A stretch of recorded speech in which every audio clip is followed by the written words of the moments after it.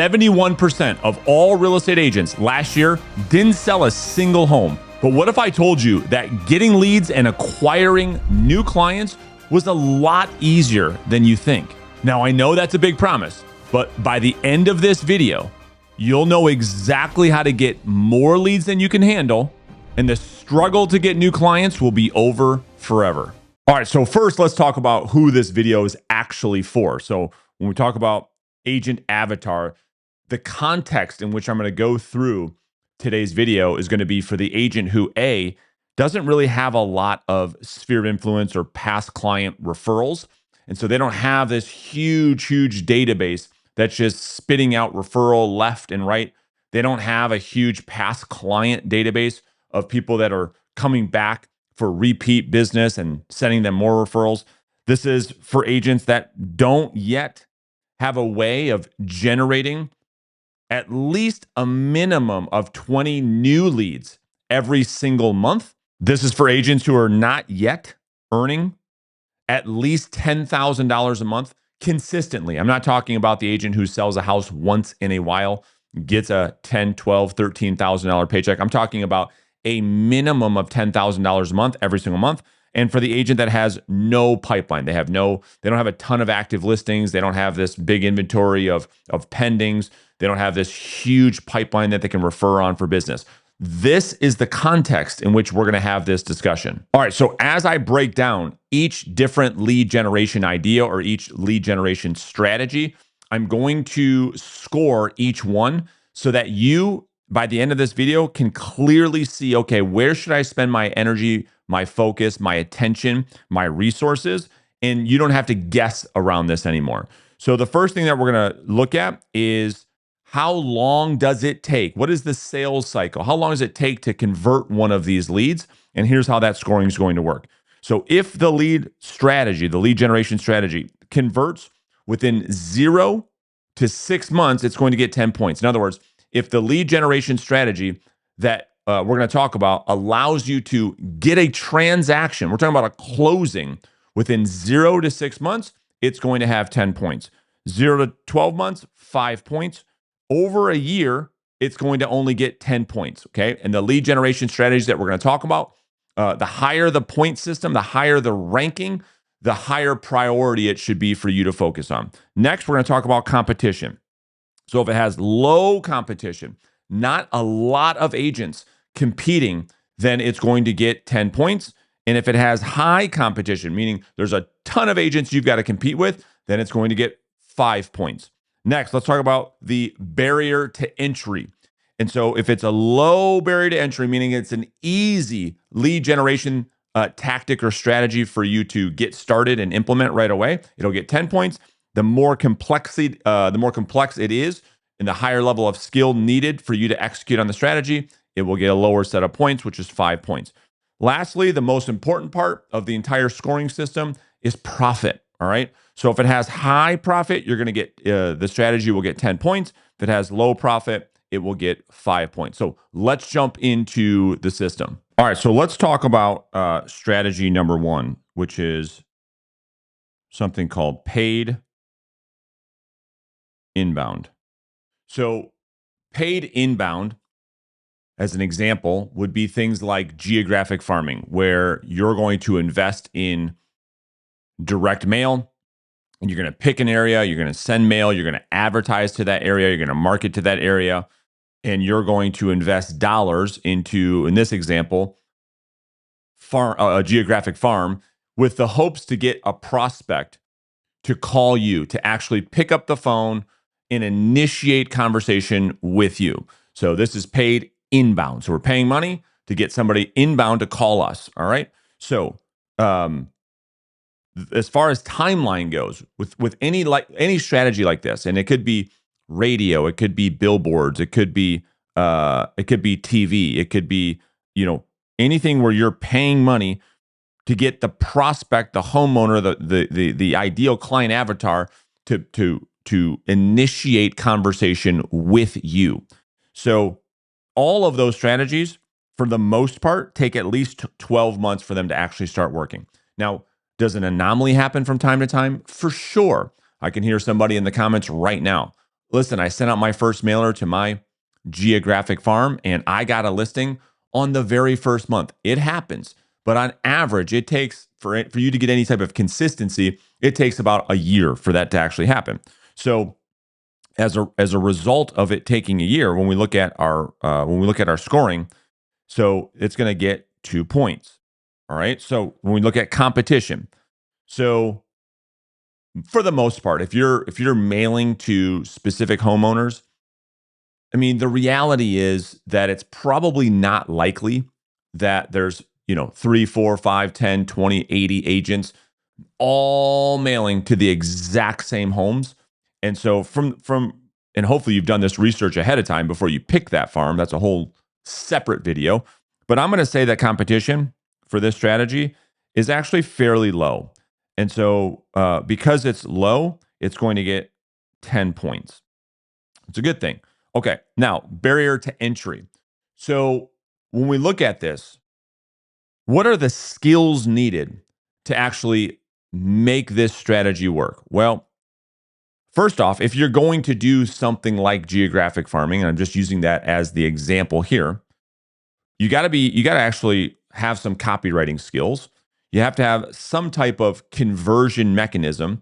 In other words, you've got to be able to have a message that people resonate with and then be able to have some type of conversion process in place for that person to take action on. So as an example, a lot of people might send postcards to a specific neighborhood for every month, and they might have a QR code that leads them to an automated home valuation. As an example, there has to be some type of conversion mechanism where you're converting the lead generation strategy into an actual lead itself. So it takes some skill to do that. Not to mention, on top of that, it's going to take someone to have a lot of core capital to be able to invest in this thing for a very, very long time before they get a return. So the barrier to entry is very high. It takes a lot for this thing to actually work. And so because it is high, this is only going to get 5 points. Now, from a profit perspective, this will for sure be the strategy that has the lowest profit by far. And so this is a very, very, very low profit margin.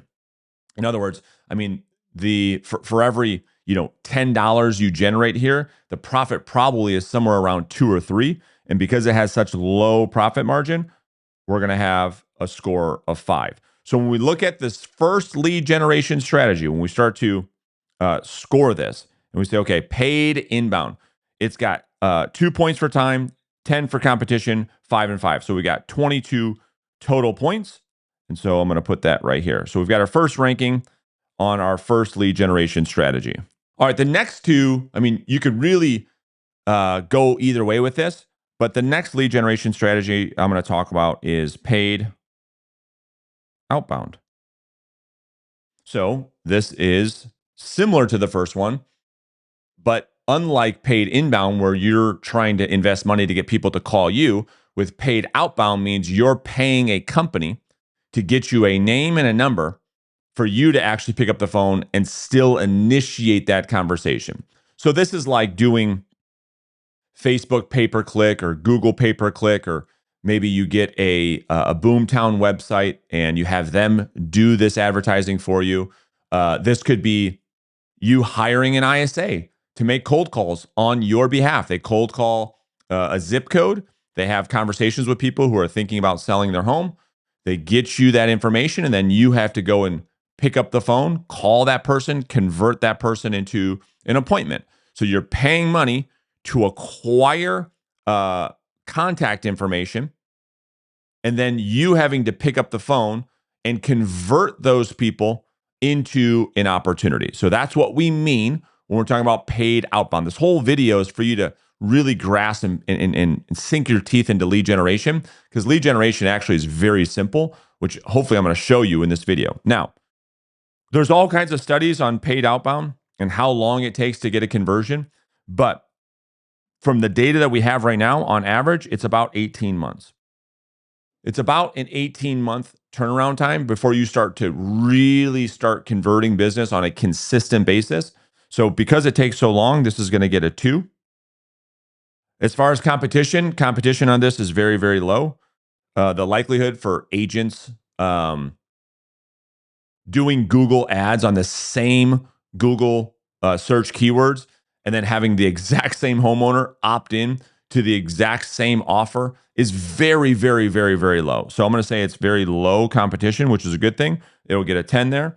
Barrier to entry here is very high. It's very high. Why? Because yes, you need a lot of capital to make this work for a long period of time. There's no doubt about that. But even more so than that, you need skill to convert. You need skill to convert. You need a great follow-up system, because if you're going to make any money with paid outbound lead generation, it's going to come in your ability to follow up with these people for a very, very long time for you to actually get a conversion. And that takes a lot of skill, a lot of organization, a lot of systems, a lot of processes in your business. And so there's a lot of complexity to make this strategy work. So from a barrier to entry standpoint, it's very high, which is going to get a 5. And then profit also is extremely low. So again, with paid outbound, because it takes so much money to get this thing going, out of every $10 of revenue that you generate, you're probably only keeping $2 or $3 of it. So that's going to get a 5. So we've got really the same score. So we've got the exact same score, which is interesting. So this has got a 22 as far as score goes. All right, next, we're going to talk about unpaid inbound. Now, unpaid inbound is probably the it's probably the thing that is running the most rampant inside of our industry. That is like the woman in the red dress. It's like the sexy thing that everybody talks about. It's the building of the brand. What I'm referring to more specifically, though, is content marketing. So more so, I wouldn't even call this necessarily social media, although you might use social media as a tactic to make this strategy work. We are talking about creating content to get people to contact you to sell their house. So we're not spending money as the conversion mechanism. We're not putting money into anything. We're using our time to create a piece of content that your ideal client avatar consumes. And as a result of consuming the content, they reach out to you. They call you, they email you, they text you, they send you a message, and they say, I've been consuming your content. I would love for you to be my realtor. We're looking to buy or sell a house. So some examples of this might be creating cold email. So having a cold email strategy. This might be creating a blog. This might be creating a webinar. This might be doing seminars. This might be short form content on Instagram. This might be long form content on YouTube. These are all content marketing strategies to get people to engage with you. And so when we look at timetables, on average, this takes about a year to get going. Again, yes, you can get lucky, but anybody will tell you that does any content marketing, including myself, it takes at least a year for this thing to really start generating any type of real results. So it's going to get a 2. Okay, competition, it's almost 0. So this should even get a higher score, because when you're making content, it's a competition of 0, because when you create content, you attract your tribe. And so people that are consuming your content are doing so because they resonate with you, your personal brand, your messaging, your beliefs. And so it has very, very low competition. It's almost no competition. Barrier to entry here, extremely high. Extremely high. So it's going to get a 5. Why is it high? Well, just like anything else with lead generation, you see, people want this. They want this business the most, where they don't have to pay any money and they just have people call them all day. Most realtors that get into business think that this is what's going to happen to them. They think they're going to get into the business and somehow magically the phone's going to start to ring, which is obviously never the case. And so that's what they want to have happen. But what's required of them to do this is either they have to be really good on camera, which makes most people really uncomfortable, or they've got to be really good in front of a crowd, which again, most people are very uncomfortable, or minimum, they've got to be a great writer. And so they've got to be able to do one of these three things for a very, very long time without seeing any results, which is the problem, before this thing really works. So the barrier to entry is extremely high. It's extremely high. As far as profit goes, it's the highest. It's the highest profit. So there's really no cost of acquisition whatsoever here. So this is going to get a 10 here on profit. So we've got, what do we have? We've got 10, 20, 5, 26, 27. Okay, so good. So this actually has a little bit of a higher score than the first two that we're talking about. All right, the next strategy we're going to talk about is referral partners. All right. So what do I mean by referral partners? So this means that you are going to go and build business. This turns what traditionally is a business to consumer or B2C sales career into a B2B career.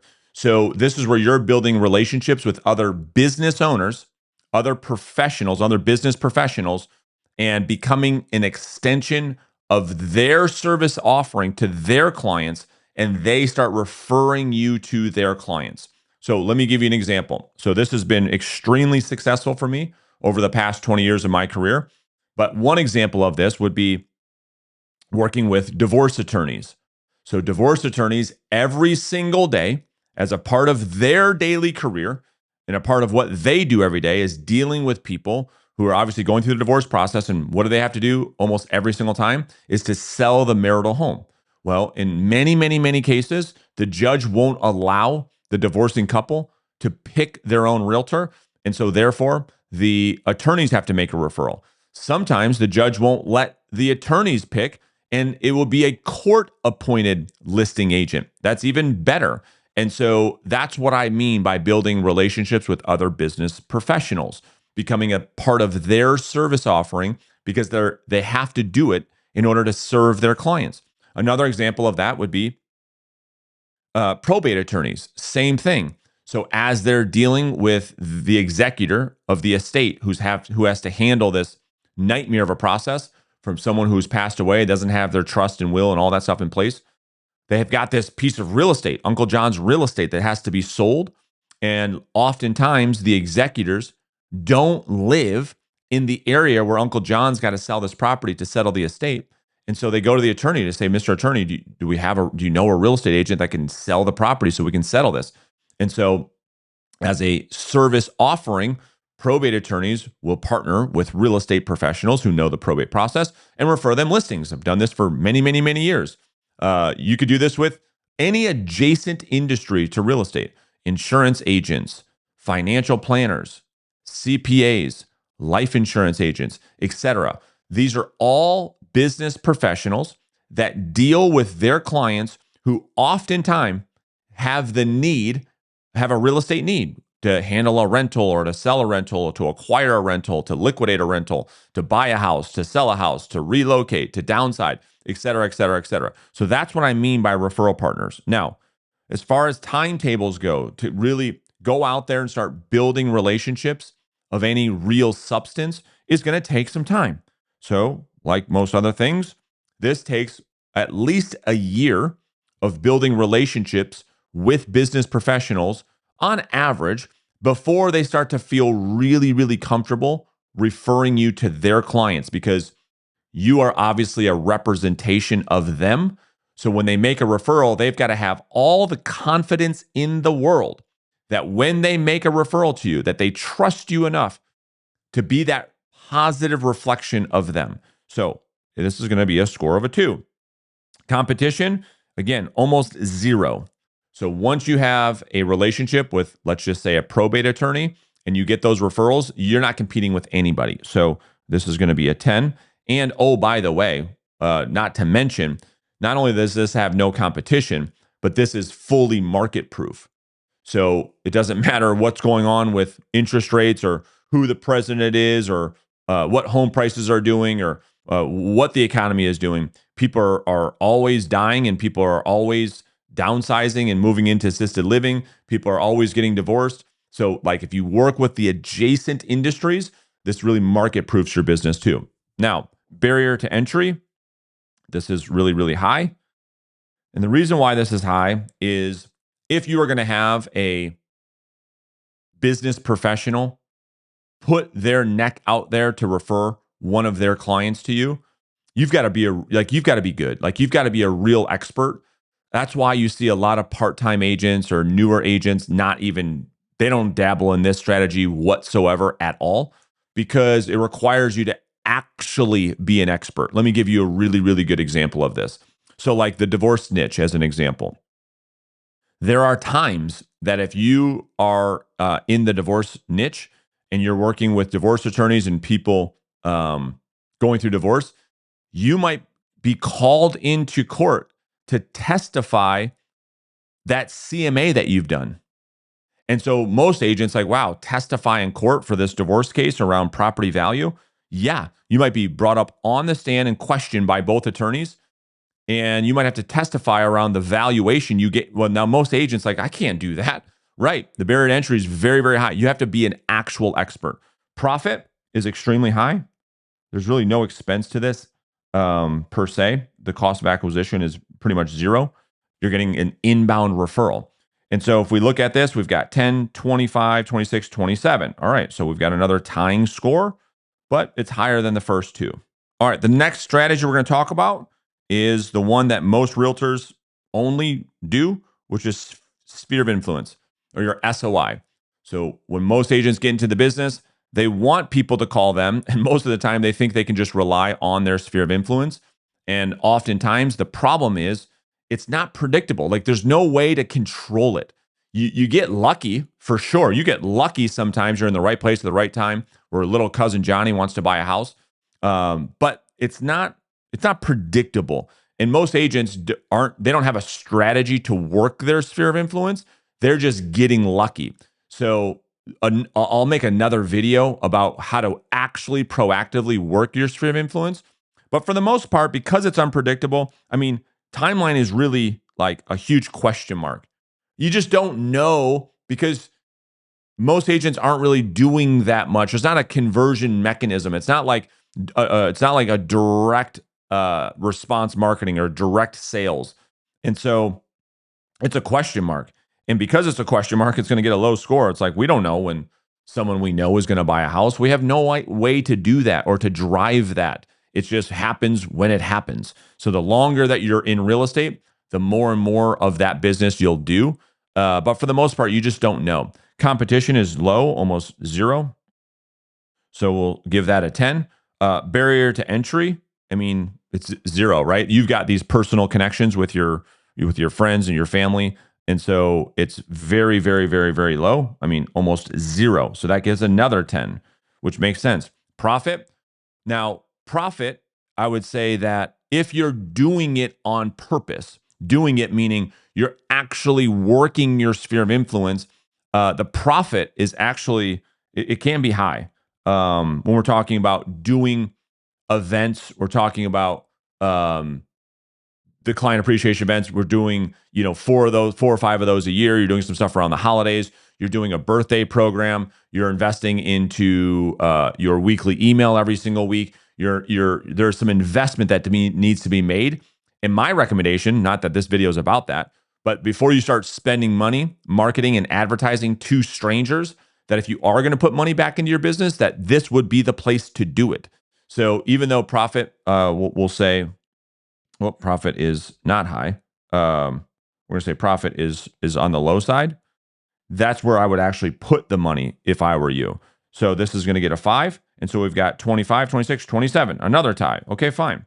So we've got a 27. And then lastly, we're going to talk about unpaid outbound. So what I'm talking about is creating a targeted list of prospects and going out there and initiating the conversation. So you don't pay any money to get them to call you. You're picking up the phone and you're calling them. You're going to their house, knocking on the door to introduce yourself. So this is what I mean by unpaid outbound. You're not paying with any money. You're investing your time with calling them or going to visit them at their home as the conversion mechanism. Now, this is the first one when we talk about time because it's so direct that it has the highest conversion. I mean, you could go out there today, you could go and call what we call an early bird expired listing and get a listing today, a 1 day conversion, which is why so many agents want to do this model. It's like I don't have to pay any money to get a client, and I can get a client today. Remember who this video is for. It's for the agent that doesn't have a lot of cash flow, so it's very appealing. So because it's got such quick timelines, and if not in 1 day, certainly if you do this over 30 days, 45 days, certainly 90 days, you're taking listings on a consistent basis and you're not paying any money. So this is going to be very, very fast. And so this is going to get a 10. Now, competition depends on, this is the first one where I'm going to say it depends. And so if you're going after what we call bottom of funnel lead sources, like for sale by owners and expired listings and canceled listings, it's probably really, really high. But if you're going after lead sources that are in the middle or top of funnel, like you're calling downsizers or you're calling absentee owners, or you're doing circle prospecting, or you're doing free and clears, or you're doing some bullseye prospecting, competition's very, very low. Okay. So I'm actually going to, for competition, I'm going to split this in the middle. So we're not going to get 5 points. We're not going to get 10 points. This is going to get 7 because it really depends on who you're calling or who you're going to visit at the door. Barrier to entry is almost zero. It's almost zero. It's extremely, extremely low to get started with this strategy. I mean, you really don't need anything. I mean, you've got your cell phone. You know what I mean? That's like all you really need to call somebody. And if you don't have a cell phone and you have no cell phone, the barrier to entry is even lower than that. If you can go to a house, if you have a way to go to someone's home and go knock on the door with your hand, it's even lower. Okay. So it's almost zero barrier to entry. And then profit's the highest by far. So when we talk about cost per acquisition, I mean, maybe you've got, I don't know, a couple pennies per record when it comes to getting the contact information. But it's very, very, very low. We're talking about pennies. We're talking about 10 cents, 20 cents a record to be able to get somebody's phone number or email address to go out there and contact them. So it's extremely low. So the profit's very, very, very high. So when we look at this, we've got 10, 20, 37, right? So it's by far the highest score, which is why I made this video for those agents who, again, they're not making $10,000 a month. They don't have a pipeline. They don't have a consistent way of getting leads. This is like the clear, obvious choice.